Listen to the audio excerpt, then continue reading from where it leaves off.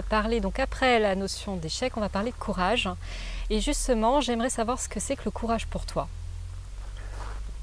C'est une notion très difficile que tu abordes là. D'abord parce que je ne suis pas sûr qu'on décide d'être courageux, je ne suis pas sûr d'ailleurs même qu'on ait un thermomètre à courage pour savoir si on l'est ou si on ne l'est pas. C'est pourtant une vertu qu'on aurait tous envie de développer. Moi je crois que si on veut... Le courage c'est d'aller au-delà des limites physiques ou mentales qu'on a l'habitude d'avoir. Ce qu'on appelle la zone de confort, en fait, on est bien Absolument. confortable et d'aller explorer d'autres choses. Absolument. Donc, après une épreuve, puisqu'on est plutôt dans ce cas de figure, je pense que faire preuve de courage, c'est déjà d'aller vers les autres. Oui. D'aller donc oser finalement exposer ses fragilités, puisqu'on n'est pas au meilleur de nous-mêmes dans ces conditions. Donc aller au dialogue avec les autres, qui est en général d'ailleurs beaucoup plus bienveillant que ce qu'on peut imaginer. Je crois que ça c'est déjà un acte de courage, plutôt que de s'isoler, de se refermer, ce que naturellement on aurait tendance à faire, comme tout animal blessé. Et pourtant, si on parle, tel que tu le dis, d'aller vers les autres, et le courage dans ce sens, c'est aussi dire oui, mais je suis vulnérable.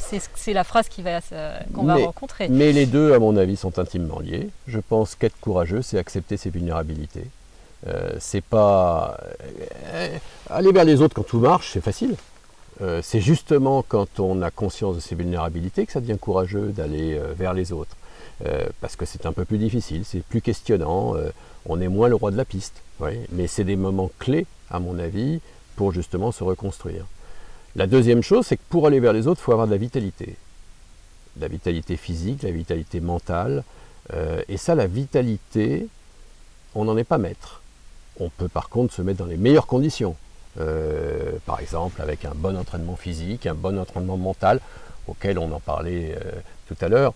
L'entrepreneur pense beaucoup plus à ses affaires, à ses clients, à ses employés, à son chiffre d'affaires et ses profits, qu'à son propre entraînement physique et mental. Et pourtant, quand on n'a plus de vitalité, on peut avoir envie de courage, il ne vient pas.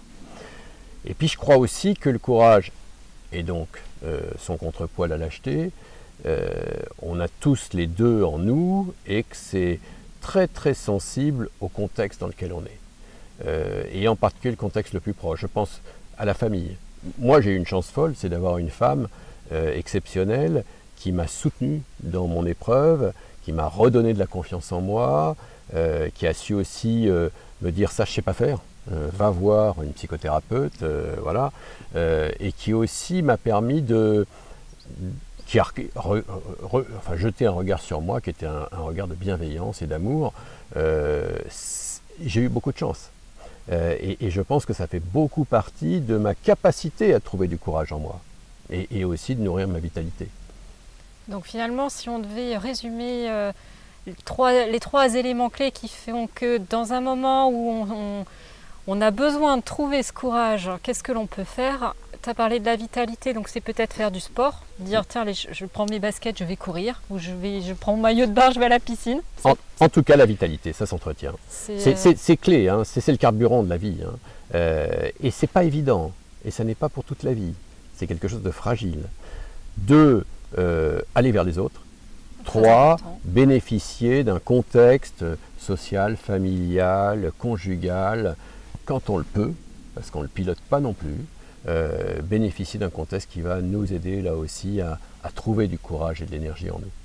Quelque chose de bienveillant, voilà. Et si la famille n'est pas présente, parce que tout le monde n'a pas forcément le soutien de famille, absolument, c'est d'aller chercher auprès des amis, voire d'associations, comme peut l'être d'ailleurs 60 000 comme rebonds. peut l'être 60 000 rebonds, et nous n'avons pas l'exclusive. Je veux dire, il y a quand même dans l'univers dans lequel on vit, qui est un univers parfois brutal et violent, il y a une foule de bienveillance accessible, disponible.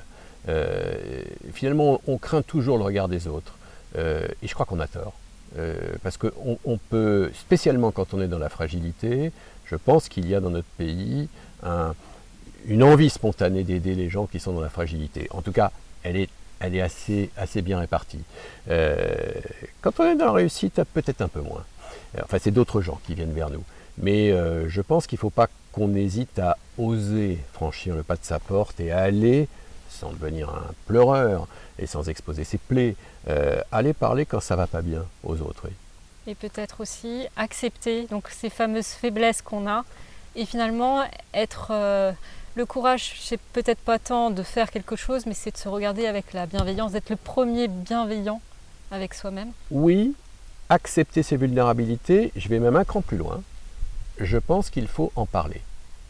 On en revient toujours là. Les exposer, verbaliser, dialoguer sur ses vulnérabilités. D'abord, c'est formidablement libérateur pour les autres. Parce que tout le monde a des angoisses, des inquiétudes, des problèmes de confiance en soi, etc. Et deux, c'est formidablement positivant, finalement, pour soi. Ça nous libère. C'est peut-être une forme de catharsis d'aller parler de notre propre questionnement. Voilà. Donc c'est bon pour soi, c'est bon pour les autres. Et je crois que ça nourrit de la bienveillance et ça nourrit de l'énergie autour de nous. Merci beaucoup Philippe. Merci.